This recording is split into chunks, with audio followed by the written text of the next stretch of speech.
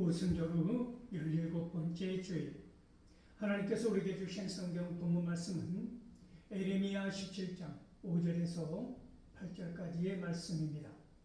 제가 이 말씀을 봉독할 때 이 시간 살아계신 우리 하나님의 귀한 음성을 직접 들으실 수 있기를 소망합니다. 여호와께서 이와 같이 말씀하시니라. 무릇 사람을 믿으며 육신으로 그의 힘을 삼고 마음이 여호와에게서 떠난 그 사람은 저주를 받을 것이라. 그는 사막의 떨기나무 같아서 좋은 일이 오는 것을 보지 못하고 광야 간조한 곳 건건한 땅 사람이 살지 않는 땅에 살리라. 그러나 무릇 여호와를 의지하며 여호와를 우려하는 그 사람은 복을 받을 것이라.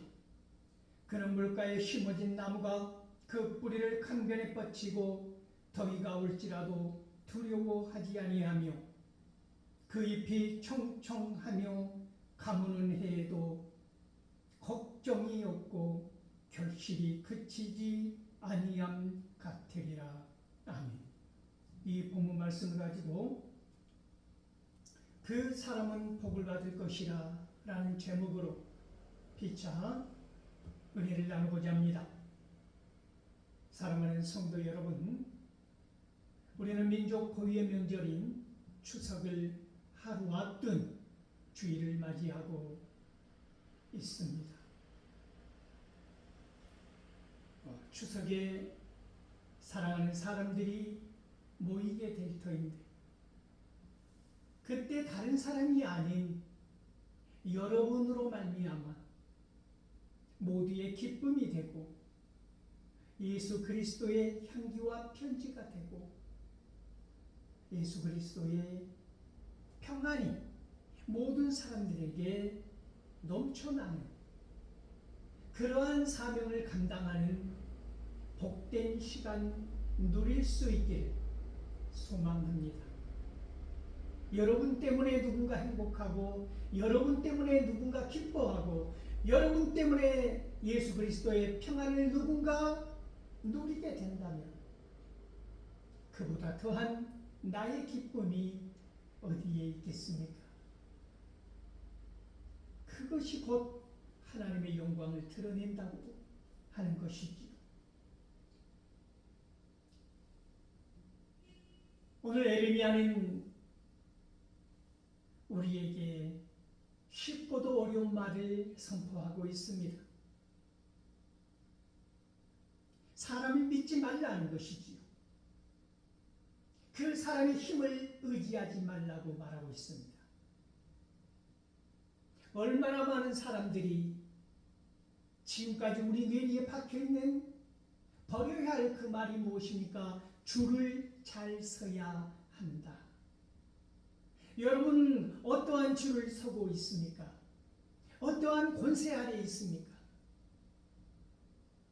누구를 힘의 근원으로 삼고 있습니까? 이 세상을 돌아보면 수많은 사람들이 권세를 유지하기 위하여 저마다 사람들을 찾아다니면서 인맥이라고 하는 것을 쌓아 올리지 않습니까? 바벨탑처럼 언젠가 무너지고 말 바벨탑을 쌓는 사람들의 그 노고와 수고와 헌신으로 찾아다닌다고 하는 것입니다. 누구 밑에서야 내 영향력이 지탱되고 유지될 것인가? 이 권세를 어떻게 누릴 것인가? 대의명분 아무짝에도 쓸모없는 것이라 여기고 신리와 명분 그것을 차지하는 한 가지 방법은 권세 있는 자의 우산 아래 들어가는 것이다 라고 하는 생각을 하고 산다고 하는 것입니다. 그러나 여러분 생각해 보십시오. 하무 11호 곤불 10년 끄떡없을 것 같은 권세도 10년을 넘어가지 못하더라는 것이죠. 꽃이 피어 붉은 빛이 시리를 넘는 그 꽃이 없다라고 하는 것 아니겠습니까? 무상한 권력 앞에서 우리는 머리를 조아리고 이미 끝난 권세 앞에서도 우리는 머리를 조아리고 어찌할 바를 모르고 있지 않습니까? 그 권세를 누리던 사람이 온갖 죄로 말미암아 감옥에 들어가 있어도 그 영향력이 축소되지 아니하고 가스라이팅을 하듯 사람들을 조종하고 있지 않습니까? 사람들은 말합니다.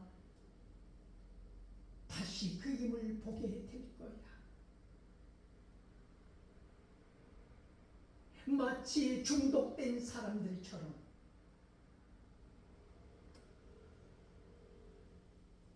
결핍된 부성애를 찾으려고 하는 안타까운 사람들처럼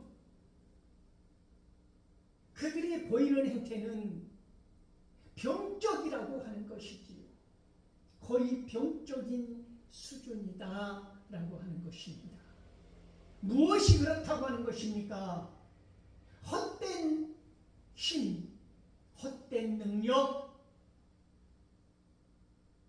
정의롭지 못한 사람의 권세를 의지하는 사람들이 그렇다고 하는 것입니다. 에레미야가 오늘 가슴 서늘하게 선포하는 이 말씀은 사람을 단순히 믿지 말라, 사람이 갖고 있는 그 힘을 의지하지 말라는 단순한 말이 아닙니다. 에레미야가 말하는 그 사람을 믿지 말라, 그 힘을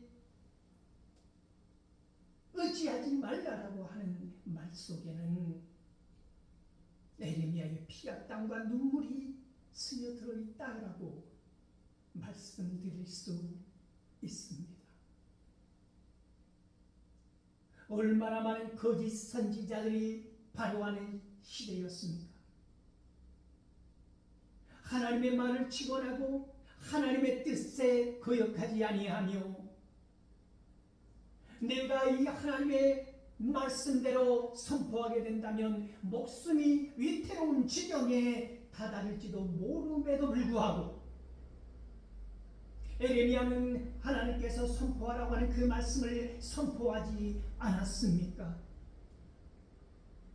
그런데 거짓 예언자들은 하나님의 말씀은 거역한 채, 아니 하나님의 말씀을 듣지도 못한 채 그들의 소견에 오른 대로, 그들의 판단대로, 그들의 욕심대로, 야망대로 사람들이 단순히 듣기 좋은 말만 선포했다고 하는 것입니다.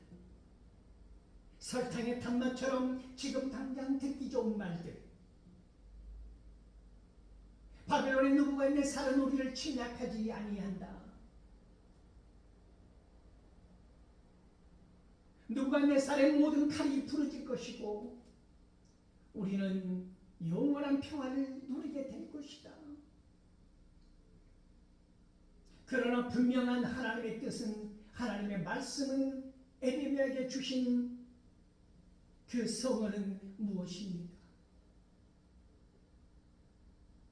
바벨론의 느부갓네살에 의해서 초토화될 것이다라는 걸 보여주고 들려주시지 않았습니까? 그러므로 살기는 하나님의 뜻이 지금 이루어지는 이때에 바벨론 왕 느부갓네살에게 항복하는 것이 살 길이다. 이 받아들이기 힘든 이 말을 선포하는 에레미야의 심정, 그러므로 그는 눈물의 선지자였던 것입니다.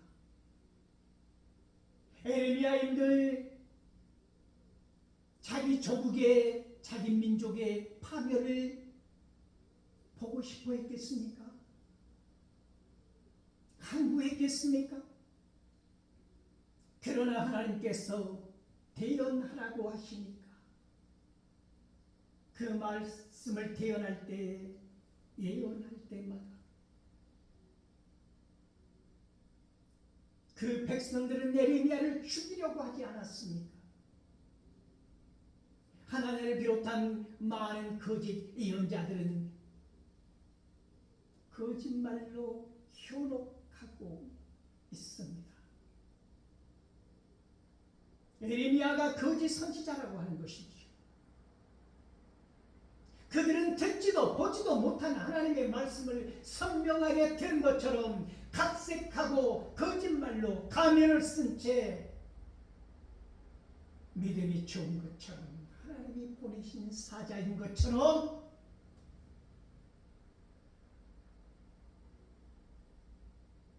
헛된 예언을 하고 있다라고 하는 것이죠. 이 시대에 얼마나 많은 거짓 선지자들이 있습니까? 사람들은 또 얼마나 많은 무리를 지어서 말도 되지 아니하는 그 사람들 아래서 머리를 조아리고 살아가는지 모릅니다. 얼마나 어리석은 시대입니까? 얼마나 어리석은 사람들입니까? 에레미야는 이러한 사람들을 의지하지 말라라고 하는 것입니다. 믿지 말라라고 하는 것입니다.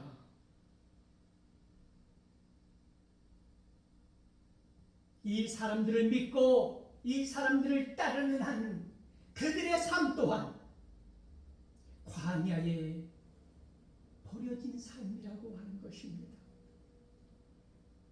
하나님께서 말씀하신 그들이 받을 저주가 무엇입니까? 소금기 많은 땅, 이 간조한 땅에서 마르고 견고한 씨앗 하나 뿌릴 수 없을 만큼 기경할 수 없는 땅, 그 사막 같은 불모지에서 뜰기나무처럼 살아간다고 하는 그러한 인생들이 될 것이라고 하는 말씀 아닙니까? 이 서늘한 말씀이 가슴에 비수처럼 꽂혀도 돌아오지 않습니다. 회개하지 않습니다. 지금까지 그러한 거짓된 삶으로 쌓아놓은 바벨탑을 허물어뜨리기가 너무나 아까운 탓에 그것이 거짓인 줄 알면서 거짓을 말해야 하는 그들의 숙명이 저주받은 것이다 라고 하는 말씀입니다. 수많은 사람들을, 이 연약한 자들을, 소자들을 실족하게 한다면 예수님은 말씀하십니다. 그러한 너희는 목에 연자맷돌을 걸고 바다에 빠뜨려지는 것이 오히려 낫다라고 하는 이 섬뜩한 말씀을 기억할 필요가 있는 것입니다. 우리가 믿지 말아야 할 사람은 누구입니까? 우리가 의지하지 말아야 할 힘은 무엇입니까? 이미 시편 1편에서 적나라하게 드러내 보여주고 있지 않습니까? 복이 있는 사람은 악인들의 꾀를 따르지 아니하며 죄인들의 길에 서지 아니하며 오만한 자들의 자리에 앉지 아니하는 사람들이라고 하는 것입니다. 악인들의 꾀를 따르는 사람들, 죄인들의 길에 서 있는 사람들, 오만한 자들의 자리에 앉아있는 사람들, 우리는 날마다 온갖 매체를 통하여 가슴 터지게 보고 있지 않습니까? 내일 추석 전인 오늘까지도 말입니다. 해결되지 않은 수많은 난제들이 쌓여 있습니다. 거짓된 소식들이 우리의 귓가를 피가 나도록 괴롭힙니다. 말도 되지 않은 것을 마치 사실이고 진실인 것처럼 낯빛 하나도 변하지 아니하고 주저리 주저리 읊어대는 자기의 얼굴을 만 백성 앞에 드러내면서까지 거짓을 주장하고 회책하고 가스라이팅하는 사람들의 표정을 우리는 보고 있지 않습니까? 어쩌면 이렇게 살아갈 수 있을까? 이러한 우리의 걱정과 근심이 오히려 얼마나 퇴색된 동정심일까? 그들은 마치 그것을 의로운 사람인 것처럼, 의인인 것처럼 주장하고 있다라고 하는 것이지요. 아마 혹독한 벌을 받게 될 것입니다. 상상도 하지 못했던, 감히 예측하지 못했던 거짓 선지자의, 거짓 예언자의 노릇을 했던 사람들의 입이 닫히게 될 것입니다.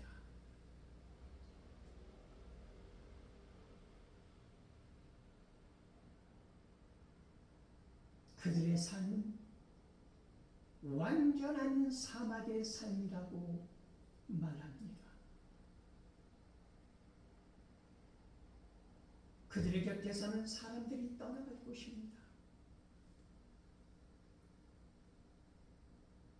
그 떨기나무와 같은 생존 조건 가운데서 열매라고 하는 것은 단 한 개도 찾아볼 수 없을 것입니다.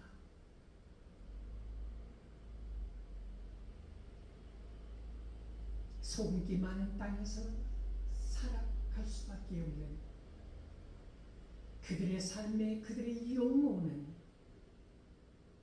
그러한 유배지로 떠나보냄을 당하게 될 것입니다. 시편 1편은 이어서 노래합니다.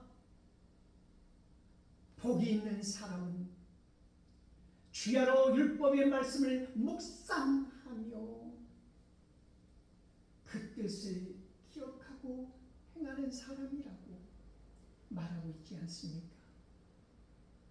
그런 물가에 심겨진 나무처럼 어떠한 시절을 만나도 혹독한 가뭄이 찾아온다 할지라도 그 뿌리는 물가로 뻗어 있어서 잎이 마르지 않는다고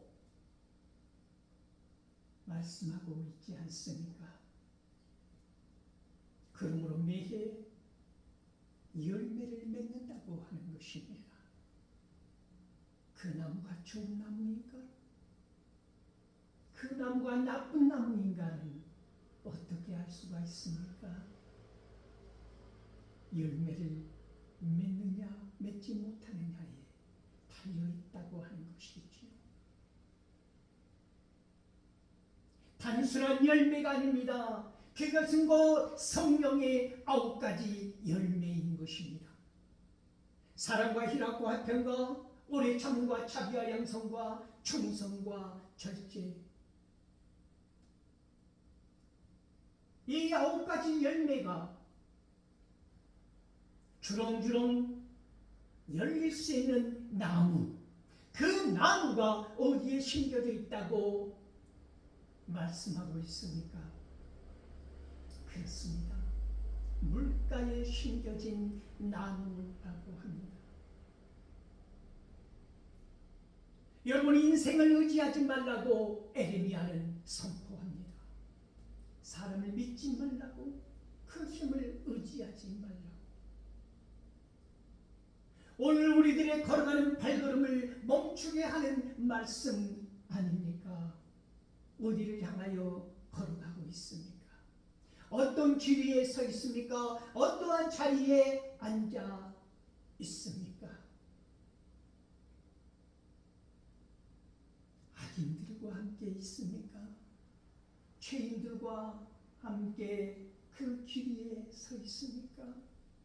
오만하기 짝이 없는 그들과 함께 앉아 있습니까? 술잔을 기울이면서 회를 뜯어 먹으면서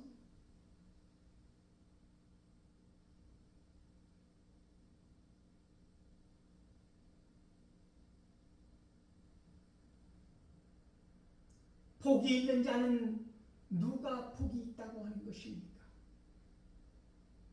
사람을 의지하지 아니하고 사람 곁에 서지 아니하고 이러한 악인들, 이러한 악명 높은 권세 있는 자들, 그들에게 줄 서는 것이 아니라 오직 하나님만을 의지하는 자, 하나님만을 따르는 자. 그러므로 시편 118편 8절은 권세 있는 사람들보다 하나님 편에 서는 것이 더 낫다라고 단언하고 있지 않습니까?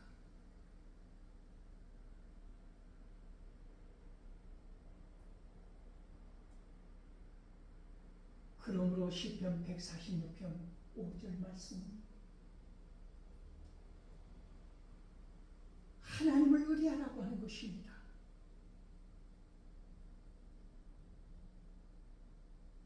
누가 소망이 있습니까? 누가 복이 있습니까? 야곱의 하나님을, 우리의 하나님을 의로움으로 여기는 자, 우리 하나님께 소망을 두는 자가 복이 있는 자라고 말하고 있다고 하는 것이지.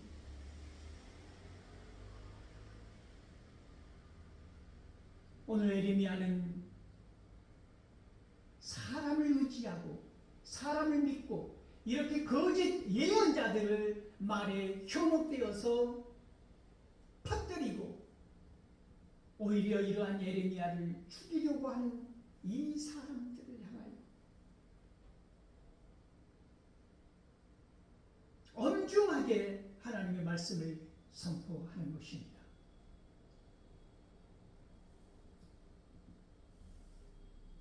하나님만을 경외하고 하나님만을 믿고 하나님만을 따르는 사람은 복이 있다라고 하는 것이죠. 그 사람은 복이 있다. 그러므로 예수님께서는 말씀하시는 것입니다. 나는 나무요 너희는 가지니 나에게 붙어 있기만 하면 좋은 열매를 맺을 것이라고 말씀하시지 않으셨습니까? 오늘 예레미야는 단언합니다. 그 나무가 좋은 열매를 맺는 복이 있다라고 하는 것이죠.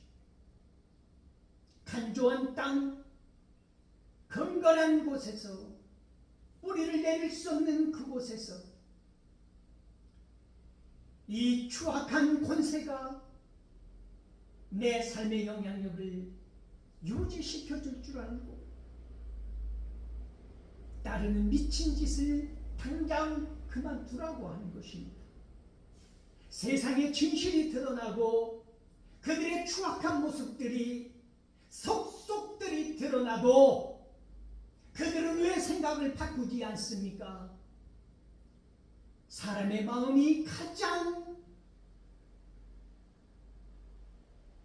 심하게 부패되었다고 하는 것이지요.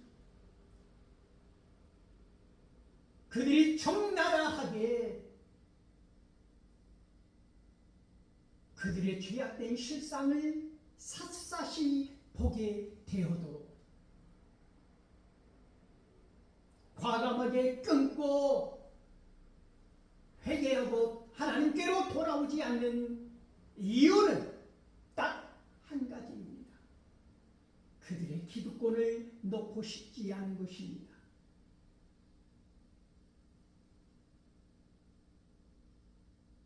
화무 11호 곤불 10년이라고 하는 말이 그들의 사전에는 지워버렸기 때문입니다. 마치 스스로 눈을 가리우고 길을 걸어가는 자들이 되어서 온갖 악행과 온갖 폭언과 온갖 말들로 이 국민들의 스트레스 지수를 날마다 더해가는 사람들, 그런 자리에 서지 말라고 하는 것입니다. 그 사람들의 길을 따르지 말라고 하는 것이지. 죄인들의 길에 서지 마십시오. 오만한 자들의 자리에 앉지 마십시오. 악인들의 꾀에 빠지지 마십시오. 추석이 내일입니다. 누군가 그런 악인들의 꾀에 빠지게 하고 우리의 말로 인하여 누군가 죄인들의 길에 서게 하고 누군가 오만한 자리에 앉게 하는 이러한 죄를 짓지 마시고 누군가 나로 인하여 기쁨을 누리고 누군가 나로 인하여 예수 그리스도의 평안을 누리는 복된 추석 보내실 수 있기를 소망합니다.